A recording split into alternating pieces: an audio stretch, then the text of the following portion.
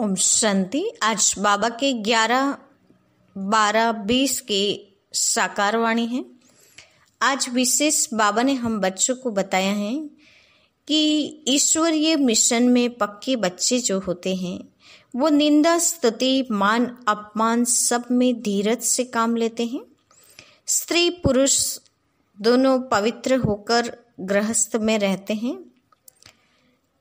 उनकी कभी दैहिक दृष्टि नहीं जा सकती। वो आत्मिक स्वरूप में रहकर दूसरों को भी आत्म स्वरूप में देखते हैं। साथ ही बाबा ने बताया कि वो किसी भी प्रकार की इच्छा या तमन्ना से परे रहते हैं। मधुबन घर की विशेषता बताई आज बाबा ने कि मधुबन घर वो होलीएस्ट ऑफ द होली घर है। वहाँ पवित्र आत्माएं ही जा सकती हैं।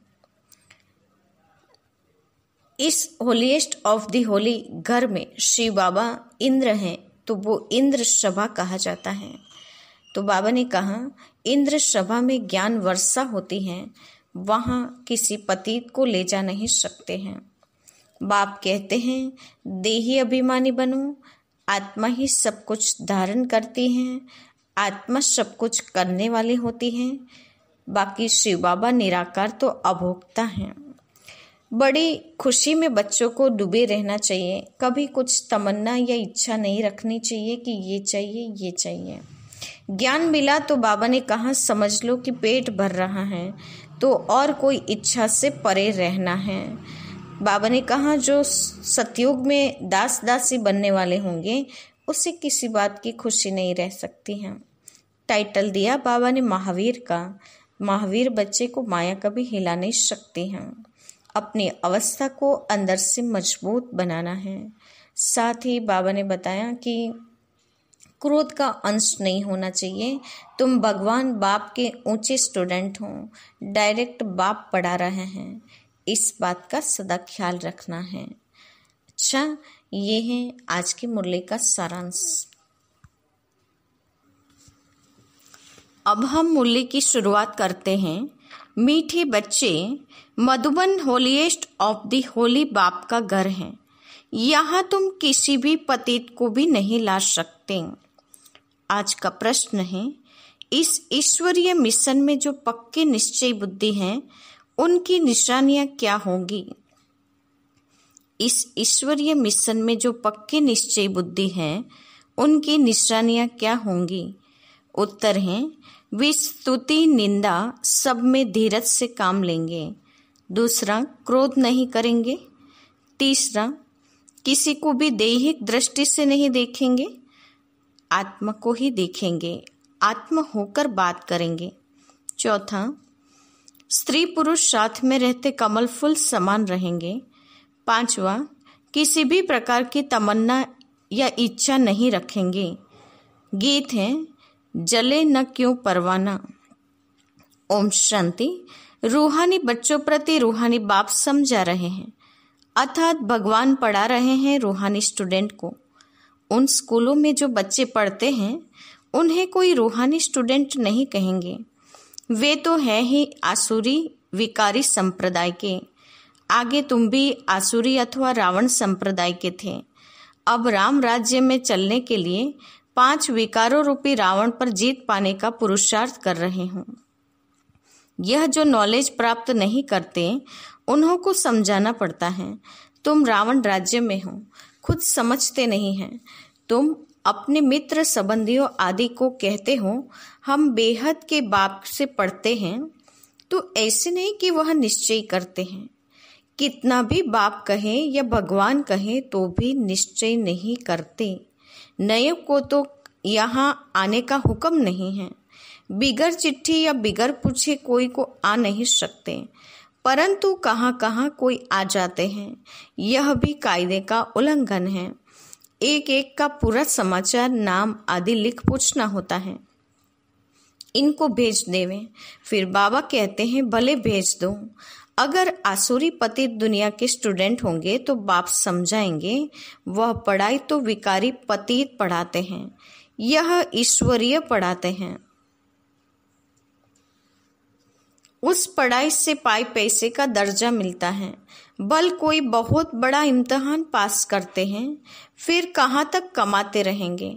विनाश तो सामने खड़ा है, नेचुरल कैलेमिटीज भी सामने आने वाली हैं।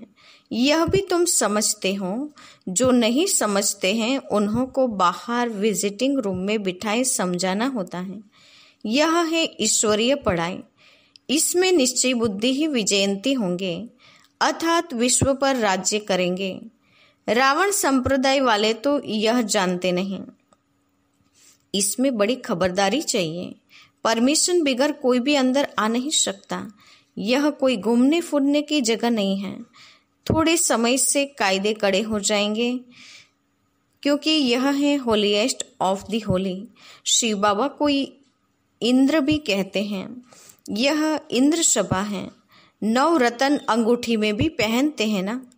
उन रत्नों में नीलम भी होता है, पन्ना माणिक भी होता है। यह सब नाम रखे हुए हैं।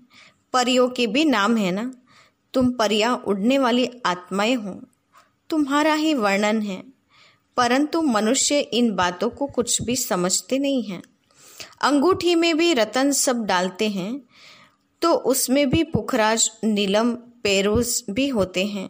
कोई का दाम 1000 रुपया तो कोई का दाम 10-20 रुपया। बच्चों में भी नंबरवार हैं। कोई तो पढ़कर मालिक बन जाते हैं, कोई फिर पढ़कर दास दासिया बन जाते हैं। राजधानी स्थापन होती है ना, तो बाप बेट पढ़ाते हैं। इंद्र भी उनको ही कहा जाता है। यह ज्ञान वर्षा है। ज्ञान तो सिवाय बाप के कोई दे न सके। तुम्हारी एम ऑब्जेक्ट ही यह है। अगर निश्चय हो जाए कि ईश्वर पढ़ाते हैं, फिर पढ़ाई को छोड़ेंगे नहीं। जो होंगे ही पत्थर बुद्धि, उनको कभी तीर नहीं लगेगा। आकर चलते चलते फिर गिर पड़ते हैं। 5 विकार आधा कल्प के शत्रु हैं। माया देह अभिमान में लाकर थप्पड़ मार देती हैं, फिर आश्चर्यवश सुनंती कथनती भगंती हो जाते हैं। यह माया बड़ी दुस्तर है, एक ही थप्पड़ से गिरा देती है। समझते हैं हम कभी नहीं गिरेंगे, फिर भी माया थप्पड़ लगा देती है। यहाँ स्त्री पुरुष दोनों को पवित्र बनाया जाता है, सो तो ईश्वर के सिवाय कोई बना न सके। यह है ईश्वरीय मिशन। बाप को खिवैया भी कहा जाता है। तुम हो नैया। खिवैया आते हैं सभी की नैया को पार लगाने। कहते भी हैं सच की नैया डोलेगी परंतु डूबेगी नहीं। कितने ढेर के ढेर मठ पंथ हैं। ज्ञान और भक्ति की जैसे लड़ाई होती है, कभी भक्ति की भी विजयी होगी, आखिर तो ज्ञान की ही विजयी होगी। भक्ति की तरफ देखो कितने बड़े बड़े योद्धे हैं, ज्ञान मार्ग की तरफ भी कितने बड़े बड़े योद्धे हैं।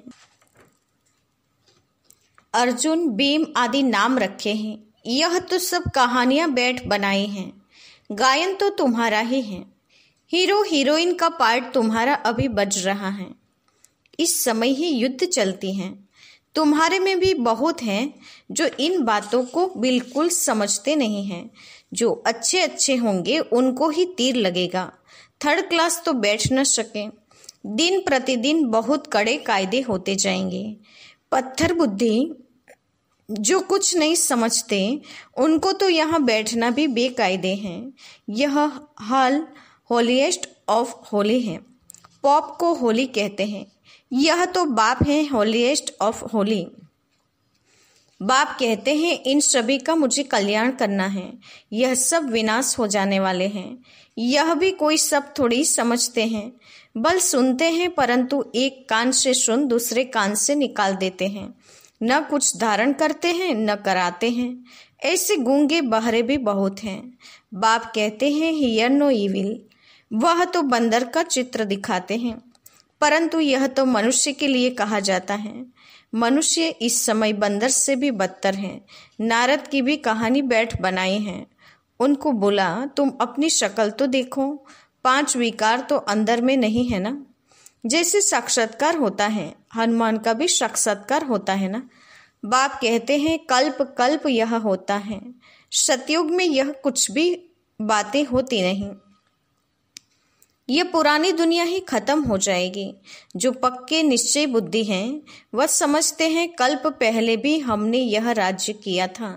बाप कहते हैं बच्चे अब दैवी गुण धारण करो, कोई बेकायदे काम नहीं करो, स्तुति निंदा सब में धीरज धारण करना है, क्रोध नहीं होना चाहिए। तुम कितनी ऊंच स्टूडेंट हो। भगवान बाप पढ़ाते हैं, वह डायरेक्ट पढ़ा रहे हैं, फिर भी कितने बच्चे भूल जाते हैं क्योंकि साधारण तन है ना। बाप कहते हैं देहधारी को देखने से तुम इतना उठ नहीं सकेंगे, आत्मा को देखो। आत्मा यहाँ भ्रुकुटी के बीच रहती है। आत्मा सुनकर कांध हिलाती है। हमेशा आत्मा से बात करो। तुम आत्मा इस शरीर रूपी तख्त पर बैठे हो। तुम तमोप्रधान थे, अब सतोप्रधान बनो। अपने को आत्मा समझ बाप को याद करने से देह का भान छूट जाएगा। आधा कल्प का देह अभिमान रहा हुआ है, इस समय देही अभिमानी है। अब बाप कहते हैं देही अभिमानी बनो। आत्मा ही सब कुछ धारण करती है, खाती पीती सब कुछ आत्मा करती है। बाप को तो अभोक्ता कहा जाता है, वह तो है निराकार। यह शरीरधारी सब कुछ करते हैं, वह खाता पीता कुछ नहीं, अभोक्ता है। तो इसकी फिर वो लोग कॉपी बैठ करते हैं, कितना मनुष्यों को ठगते हैं। तुम्हारी बुद्धि में अभी सारा ज्ञान है। कल्प पहले जिन्होंने समझा था वही समझेंगे। बाप कहते हैं मैं ही कल्प कल्प आकर तुमको पढ़ाता हूँ और साक्षी हो देखता हूँ। नंबरवार पुरुषार्थ अनुसार जो पढ़ा था वही पढ़ेंगे, टाइम लगता है। कहते हैं कलयुग अभी 40,000 वर्ष शेष है, तो घोर अंधेरे में है ना।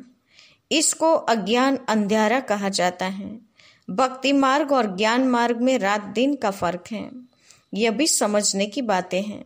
बच्चे बड़ी खुशी में डूबे हुए रहने चाहिए। सब कुछ है, कोई तमन्ना नहीं। जानते हैं कल्प पहले मिशल हमारी सब कामनाएं पूरी होती हैं, इसलिए पेट भरा रहता है। जिन्होंने ज्ञान नहीं उनका थोड़ा ही पेट भरा रहेगा। कहा जाता है खुशी जैसे खुराक नहीं।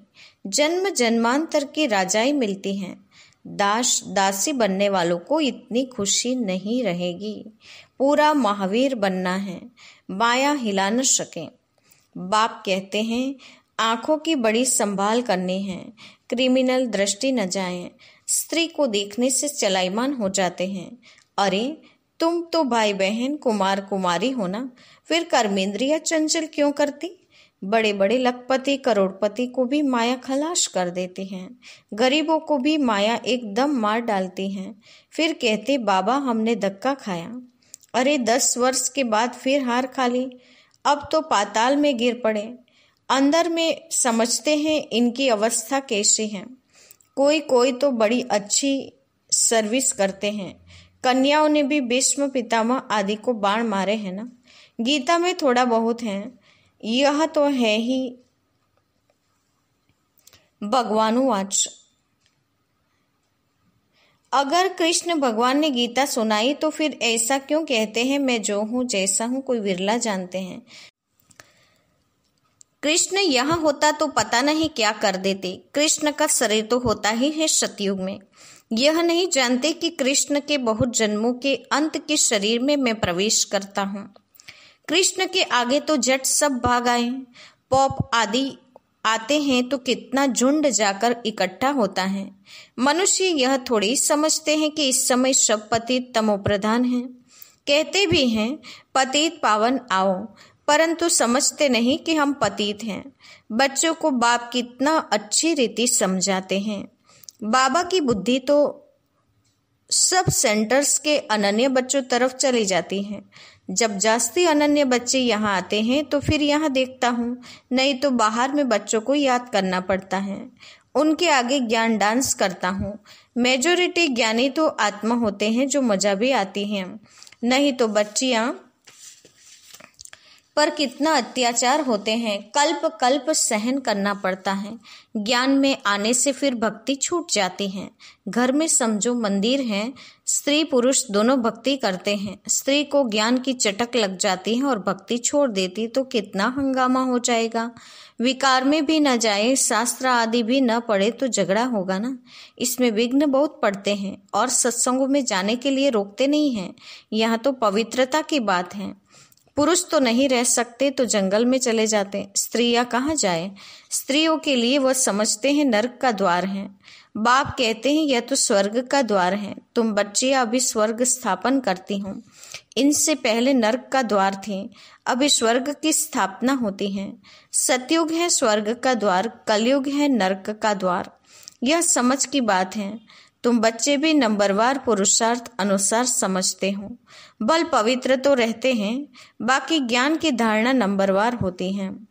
तुम तो वहां से निकलकर यहाँ आकर बैठे हो, परंतु अब तो समझाया जाता है गृहस्थ व्यवहार में रहना है। उन्हों को तकलीफ होती है, यहाँ रहने वालों के लिए तो कोई तकलीफ नहीं है। तो बाप समझाते हैं कमल पुष्प समान गृहस्थ व्यवहार में रहते पवित्र रहो।